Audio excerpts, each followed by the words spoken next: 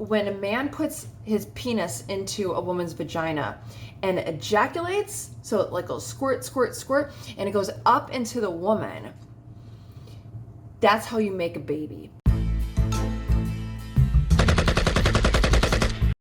Ladies and gentlemen, hello. My name is Jennifer Moleski. This is my YouTube channel where every Monday I release a new video topic, and then every day after that I go into the comment section and I pull out comments that you write and I read them and then we talk about them further. So today, my question to you is, what do you think of the people who seem to always end up getting hurt in relationships, or they choose poorly, but then they always say something like, I attract the worst men, or I'm a magnet for crazy women?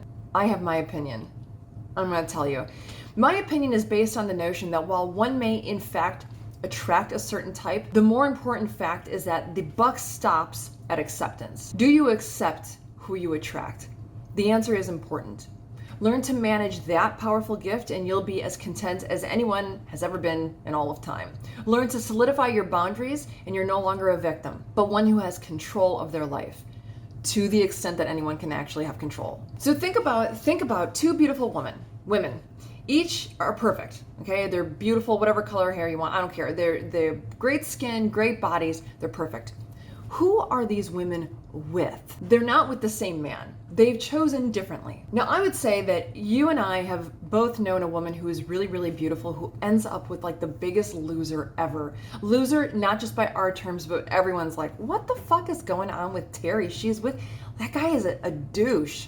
Okay, we've all known women like that, and we've all known men who are handsome and capable and good men, and everyone's like, who is Frank going out with? That woman is a raging bitch.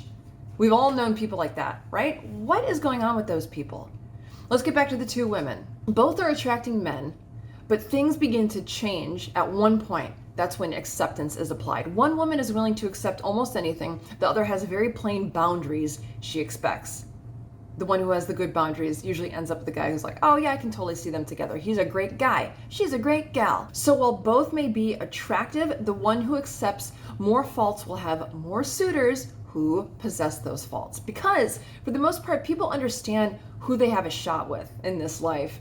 And why would anyone waste their time when you feel in your bones that that woman won't accept your antics, but that woman probably will? Horrible women also know who to shy away from. They know who to go for. They know who they can abuse. Everyone has a smell about them, okay? So let's work on our smell. That's the acceptance. Knowing what acceptance is and fiddling with it can change your life. Alter what you accept and watch who you attract change. Change your standards and all your options will change. I promise. I promise. Ask yourself who you're accepting and who you're attracting. You and me, we're each fish and a lure. So what kind of fish are you? The kind that goes after common bait? On that topic, what kind of bait are you? Are you manufactured cheaply, like all the other bait, to be shiny? Let's face it, most people out in the world are of average quality who are focusing on shine, always the shine. But there are a few people who are all about the quality. A person who has created themselves as a nice, great lure, it's taken longer for that to happen. Their craftsmanship is better. What's your craftsmanship? What are you working on day in and day out? Is it your eyeshadow? Or is it something different? And then the next question is, do you want to continue like that? Do you want to live another day living how you have? Is it producing good results? Because here's the deal. Here's the real deal. We have the freedom to discriminate. But how are we using that freedom? How do most people use that freedom? It seems like there's a lot of taste testing being done out there, a lot of nibbling. But do we need to go through the trouble? No, we don't need to go through the trouble. We all know what nutrition is. We all know what kind of person is best. We all know what a healthy relationship is. We all know how to be healthy. We all know what it takes. Yet the masses keep taste testing. And I can see the allure if the taste testing was a good experience, if every bite was better than the last one, or at least if every bite was good. But in reality, every bite is not better than the last. Every bite is different, but different in the way that every bite just tastes differently than the last one. It tastes like shit in a different way. It's all shit. One bite is spoiled, the next is bitter, the next is sticky, one will suffocate you. But people constantly go for this shiny bait, hoping, I think, just once that it'll be nutritious and delicious and sparkly and shiny. But it often doesn't work like that. And then a couple things happen. Well, one, you can get dragged out of the water, you can nibble and then get attached to that thing and snagged and then taken out of the market. And then you can spend many, many years in a cooler with a rope through your gills if you don't know how to fish. Then none of this sounds right to you. And that's what's happening. Many people are allowing themselves to be hooked by so many lures that they end up with multiple injuries. Okay, each injury a little bit different than the last one, but they're all devastating in their own way. And then they end up leaving you with like this bloody mess. And now you're leaving a bloody trail, and now you're a mark. You're a mark for the worst kind of people. And by the time you realize what kind of lure you should have been going for this whole time, you don't have what you once had to offer. You're all banged up from everything you went through with all the bullshit lures. So when you finally get caught by someone who you want to be caught by, they put you back. You're a catch and release. Are you a catch and release? My advice, stop nibbling. Stop swimming with schools of fish who are competing for nothing but shine. You know what you need to be happy and fulfilled. You know what you need to go after that. And if you don't know what it is, because I'm sure some of you are like, no, it's not true. Some people don't know what it is. Okay, then fine. There's some people who don't know what it is. But that's when you have to go into life and look within yourself. You're not going to find what it takes to be in a healthy relationship by dating, by nibbling. You're not. You're not. You already know what you need. I just said that that's not necessarily the case. If you don't know, you have to go within, think, get advice from happily married. No, whatever it is you want, if you want a happy marriage, get advice from happily married people. If you want to be happily alone, find people who are single and really, really happy about it.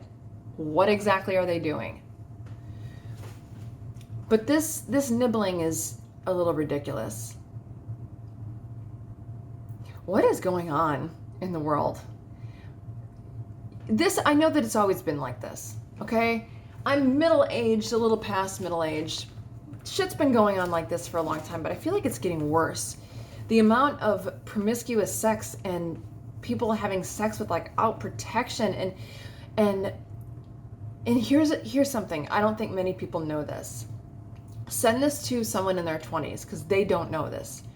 You make a baby by having sex. When a man puts his penis into a woman's vagina and ejaculates, so it like goes squirt, squirt, squirt, and it goes up into the woman, that's how you make a baby. And there's some ways that you can stop that from happening. Like you can be on birth control, or you can have a condom. It's like this rubber thing and it goes over a man's penis. And when it goes squirt, squirt, squirt, the squirting stays in there. But otherwise, you can make a baby that way. I know a lot of people don't know that. A lot of people think that, well, I don't know. But they do know. I know what the masses do know is if you don't want that baby, you just go to a special doctor and then they destroy the baby, the fetus, the leech of a person. You know what they don't talk about ever is I think it's like 80 or 90%.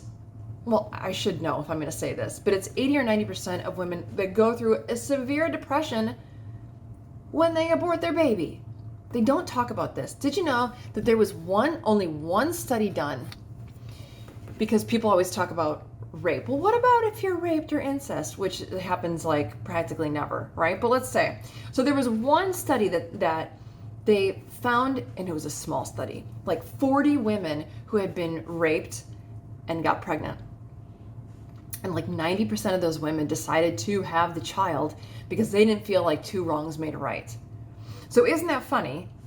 Not funny, funny peculiar, that the argument that most non-raped and pregnant because of the rape women will give that as an example, yet the women who actually have gone through that don't want to kill the baby. Odd, huh? So anyway, yes, babies are made through squirting inside of a woman. Oh, you fucking idiots. All right, so what do you think? Do you think that it has more to do with who you attract or who you accept in your life? What are you accepting? Why are you dating? Why do people keep dating? Why are you injuring yourself? Every time you meet someone and give energy and you kind of have a suspicion that there's something not right with them or they're not right, but you go forward anyway and then you get hurt, that hurts you. Getting hurt hurts you really bad. And it's not just on the surface, and it stays with you. Ladies and gentlemen, you won't believe this. I just want to help you. I really just want you, the one who's getting ready to write a mean comment. I want you to be happier, happiest. Someone told me, because I struggle with YouTube, like, anyway, a man was like, well, Jennifer, if you want to make money, my best advice to you is be a grifter. I'm like, I cannot be a grifter. He's like, I know.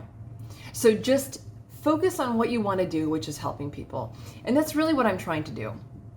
It's not working, is it? Well, God damn it, I'm going to keep trying. Tell me what you think. How would you help people if you had a YouTube channel? Also, did you know that you make a baby from sex? Okay, see you tomorrow. Bye.